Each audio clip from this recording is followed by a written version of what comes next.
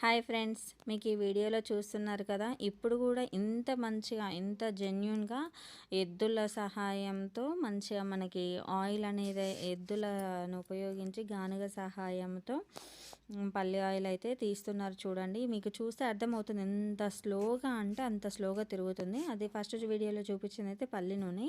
ఇప్పుడు ఇది చూపిస్తున్నది అయితే మనకు నువ్వుల నూనె ఏ విధంగా రిలీజ్ అవుతుంది అంటే అది ప్రెస్ అయినప్పుడు బయటికి ఏ విధంగా వస్తుంది అనేది చూడండి. అసలు ఎంత బాగా వస్తుందో.